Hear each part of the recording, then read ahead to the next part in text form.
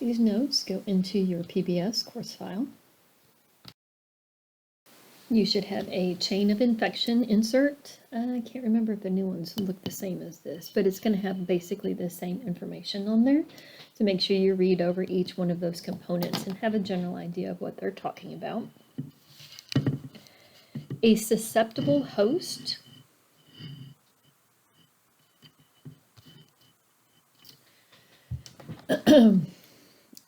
in order to be a susceptible host, you essentially need a compromised immune system, because your immune system is always working. So you're going to catch something easier if you have a compromised immune system. If you're overtired or overstressed, if you have a bad diet, or if you're dehydrated, a lack of the appropriate vitamins, cuts and or damage to the barrier, your skin, that's going to allow pathogens in. So a susceptible host is going to be able to catch a disease. It's going to be infected, someone who is able to be infected, and you can catch something easier when you have a compromised immune system.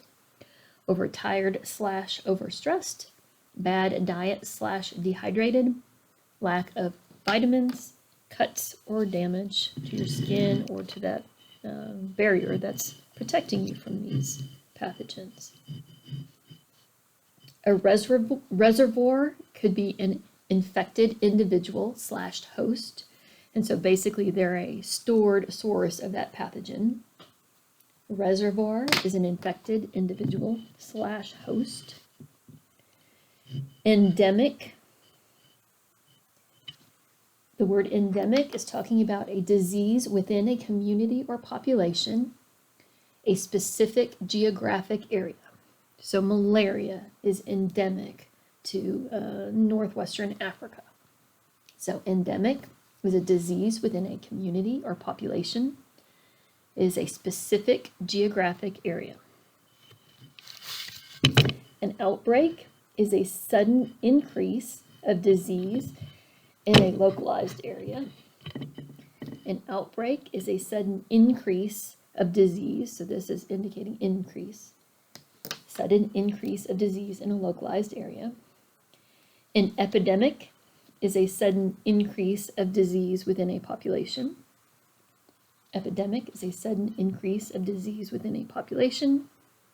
If the disease or infection is sporadic, then they're talking about a disease that occurs infrequently / irregularly. Sporadic is a disease that occurs infrequently / irregularly. And I didn't have time or room for this on here, I can't believe that, but pandemic is an important term. This is the epidemic spread of a disease across several countries and or continents. It's going to affect a large number of individuals. Pandemic is the epidemic spread of disease across several countries and or continents. It's going to affect a large number of individuals. All right, so I've been using the word pathogen. Probably need to define that. A pathogen is an infectious agent. A pathogen is an infectious agent. Infection is when a pathogen invades and begins to grow. So you are infected when you have a pathogen that invades and begins to grow. A disease, or when you are diseased, is when the invasion and growth of the pathogen impairs your bodily functions. It messes up how your body works and causes symptoms. So a disease is when the invasion and growth of a pathogen impairs bodily functions. It messes up how your body works and it causes symptoms. So you can be infected but not diseased. So for example, someone has HIV but has not developed AIDS. So they are infected with the virus. HIV is the virus. AIDS is the disease. That's where the symptoms are. So you can be infected but not diseased. Another example, Typhoid Mary passed the deadly typhus disease to many people, but she was asymptomatic. So she never got sick, but she made other people sick. So she was infected, but not diseased. And she was a carrier for that pathogen. Most infections can cause disease, but many diseases are not caused by infection. Most infections cause disease, but many diseases are not caused by infection.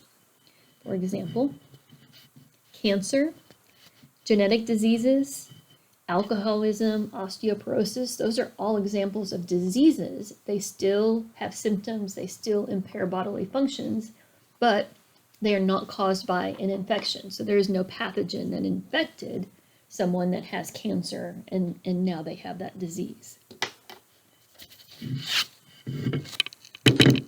Patient 0 is the person who got the infectious disease first. Patient 0 is the person who got the infectious disease first. Pathology is the study of the cause and effect of disease. So you can have diagnostic pathology or forensic pathology. Pathology is the study of the cause and effect of disease. It could be diagnostic or forensic. Nosocomial infection is a hospital-acquired infection. So HAI is a hospital-acquired infection. Nosocomial infection is HAI. Examples of hospital-acquired infections that are common: pneumonia is common. Urinary tract infections are really common for hospital-acquired infections because usually if you're going into the hospital for something serious, chances are you have to have a catheter. And so you'll end up with a urinary tract infection. Blood infections, and MRSA happens to be the most common. And MRSA is a pretty serious disease. All right, next you should have this insert that gives you information on modes of transmission for disease and types of pathogens. I do need you to add some information about prions to the types of pathogens because that's not on here. So prions are misshapen proteins. They are very durable proteins. They are resistant to most ways that you're going to clean or get rid of a pathogen. You have to have them, expose them for several hours at very high temperatures, like to incinerate them in order to destroy them. So misshapen proteins, when they're created, they fold into a specific place so that they can do their function. So because they're not folded the correct way, they end up doing the wrong thing. For a prion disease, there is no medication. All you can do is treat the symptoms and make the patient comfortable.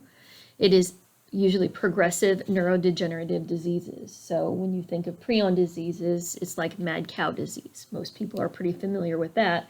However, in humans, prion diseases are things like Creutzfeldt-Jakob disease, Kuru, fatal familial insomnia. So it messes up a gene to help you go to sleep. So that's pretty rough. All right. Adding some information to modes of transmission. Direct contact. So this is disease transmission when a susceptible host touches an infected individual or is exposed to that infected individual's bodily fluids. So they come in direct contact with the pathogen. Direct contact, disease transmission when a susceptible host touches an infected individual or is exposed to their bodily fluids.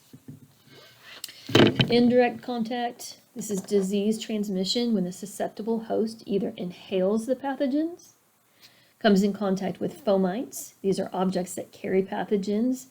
These are inanimate objects, so like your telephone, your phone is a fomite. And so if it has a pathogen on it, then you can become infected indirectly when you touch that phone and then touch your mucous membranes. Vectors are living organisms that carry pathogens, so mosquitoes and ticks that carry disease are examples of vectors.